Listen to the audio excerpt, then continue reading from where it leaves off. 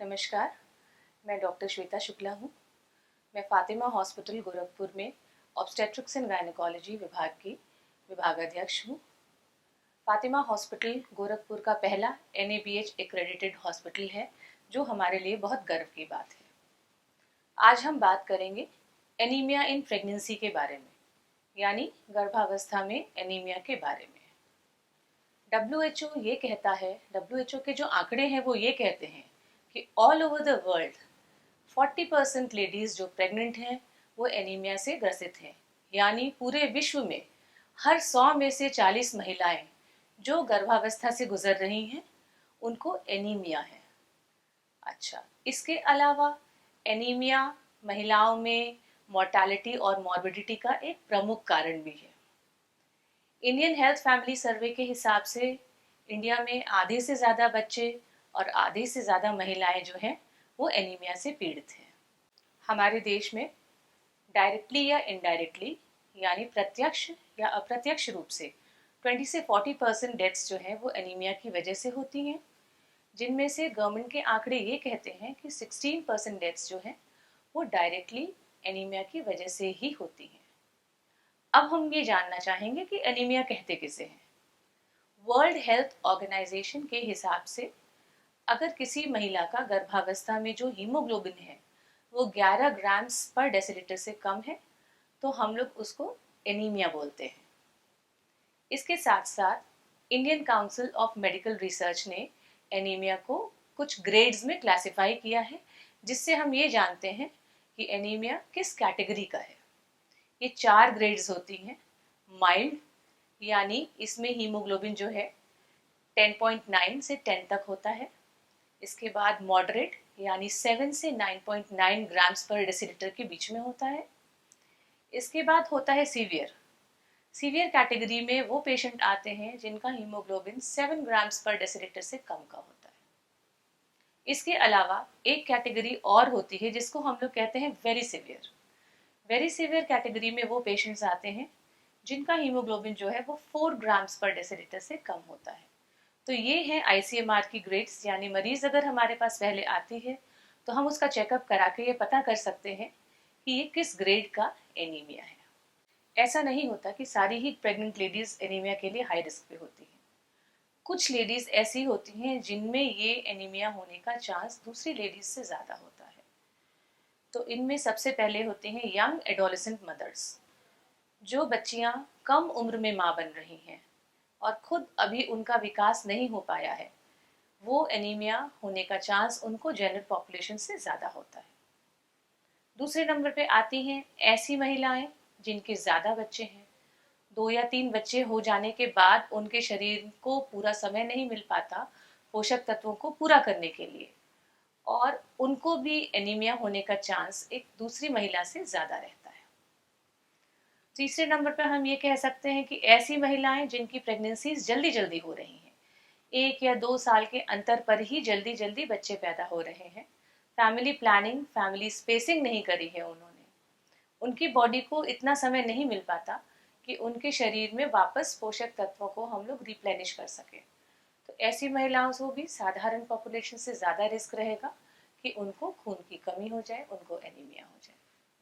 इसके अलावा वो गर्भवती माताएं जिनके गर्भ में 1 से ज़्यादा बच्चे हैं, यानी ट्विन प्रेगनेंसी या ट्रिपलेट प्रेगनेंसी, ऐसी गर्भावस्था में क्या होता है, बच्चों की आवश्यकता ज़्यादा है। 1 बच्चे की जितनी आवश्यकता है 2 की उससे ज़्यादा होगी, 3 की उससे ज़्यादा होगी।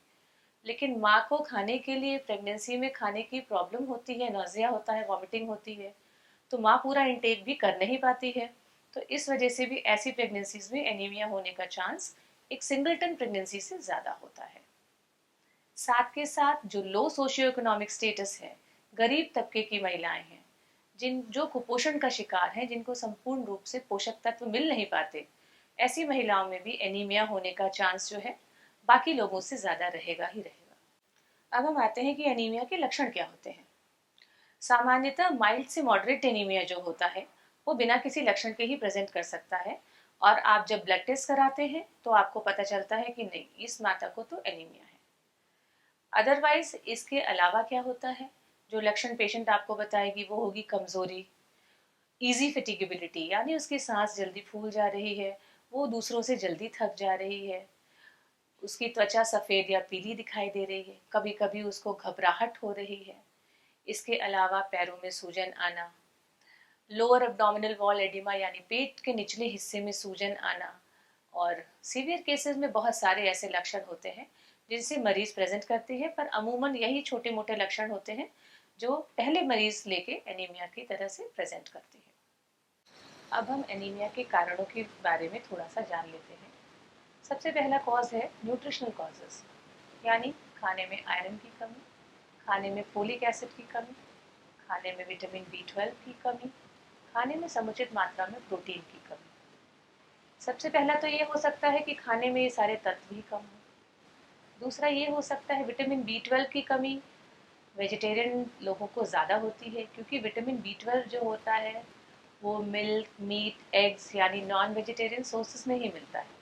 इसलिए जो लोग वेजिटेरियन हैं और वो एनीमिक हैं, तो हम लोगों को विटामिन B12 की कमी ढूंढने का भी प्रयास करना चाहिए। इसके साथ साथ और भी कुछ, जैसे प्रेगनेंसी में ये होता है कि मरीज को समुचित मात्रा में पोषण तो मिल रहा है, लेकिन प्रेगनेंसी में उल्टी आना, मतली आना ये आम समस्या है। मरीज को खाने का स्वाद नहीं आता, या कुछ कुछ आयरन का इंटेक मरीज टॉलरेट नहीं कर पाती। तो हम लोगों को खाने में पोषक तत्वों की कमी को पूरा करने के साथ साथ नॉजिया और वॉमिटिंग ऑफ प्रेगनेंसी पर भी ध्यान देना चाहिए। इसके बाद आते हैं हीमोरेजिक कॉजेस, यानी वो एनीमिया जो ब्लड लॉस की वजह से होता है। डिलीवरी के पहले होने वाला हेमरेज यानी एंटीपार्टम हेमरेज, डिलीवरी के बाद यानी PPH, किसी किसी मरीज का जिसका अबॉर्शन हुआ उस पर घर वालों ने ध्यान नहीं दिया और कई दिनों तक घर में ही उसको ब्लीडिंग होती रही, ये एनीमिया का कारण हो सकता है। साथ के साथ कुछ चीज़ें जो हमारी कंट्री में कॉमन है, जैसे वर्म इन्फेस्टेशन, हुकवर्म इन्फेस्टेशन। धीमे धीमे मरीज को अगर हुकवर्म इन्फेस्टेशन है, मरीज की इंटेस्टाइन से थोड़ी थोड़ी ब्लीडिंग होती रहेगी, उसे पता नहीं चलेगा। इसके साथ एक और कारण है जो प्रेगनेंसी में होने के चांस बहुत ज़्यादा रहते हैं, वो है पाइल्स। गर्भवती माताओं को नॉर्मल पॉपुलेशन से ज़्यादा चांसेस रहते हैं कि वो पाइल्स डेवलप करें। अगर पाइल्स से ब्लीडिंग होती है, अक्सर इसके बारे में मरीज को पता नहीं चलता, लेकिन एनीमिया का एक ये काफ़ी प्रमुख कारण हो सकता है। इनहेरिटेड कॉजेज यानी एबनॉर्मल टाइप का हीमोग्लोबिन होना, या thalassaemia, haemoglobinopathy, sickle cell diseases, इन सब में हीमोग्लोबिन जो है वो एबनॉर्मल टाइप का बनता है, जो स्प्लीन में जाके डिस्ट्रॉय हो सकता है। इस वजह से भी एनीमिया हो सकता है।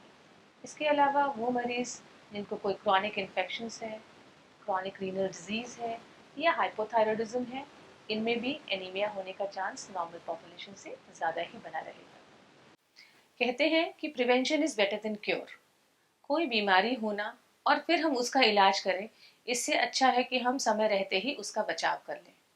तो इसके लिए हमें कुछ चीज़ें करनी होंगी, जैसे हुकवर्म इन्फेक्शन, मलेरिया इन्फेक्शन, ये सारी चीज़ें यंग गर्ल्स में पहले ही, या माताएं जो अपनी प्रेगनेंसी प्लान कर रही हैं, इनको पहले ही रूल आउट करके इनका इलाज हम कर सकते हैं।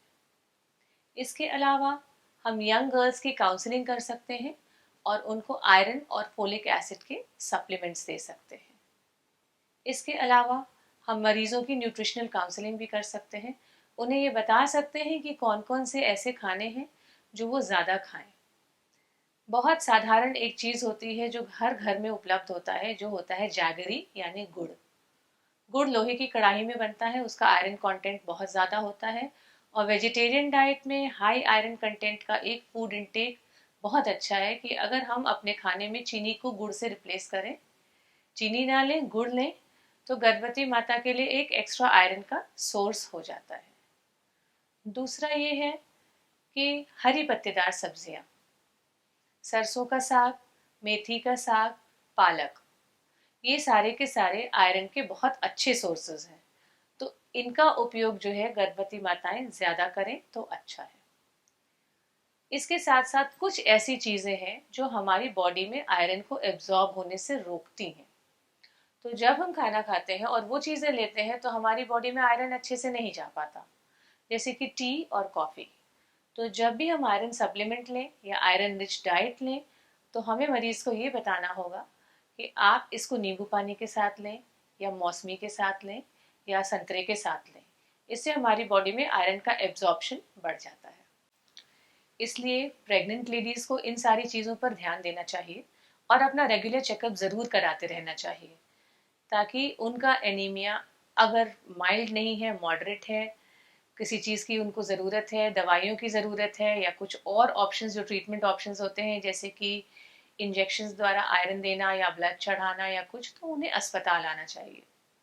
हमारे फातिमा हॉस्पिटल में 24 आवर्स काम करने वाली emergency, blood bank, NICU, labour and delivery facilities, paediatric ICU और हर तरह की डायग्नोस्टिक फैसिलिटीज़ मौजूद हैं जो 24 आवर्स पेशेंट के लिए अवेलेबल हैं। किसी भी प्रॉब्लम होने पे अगर आप गोरखपुर उसके आसपास रहते हैं तो काइंडली फातिमा हॉस्पिटल आएँ और अपनी परेशानी का निदान ढूंढें। Thank you.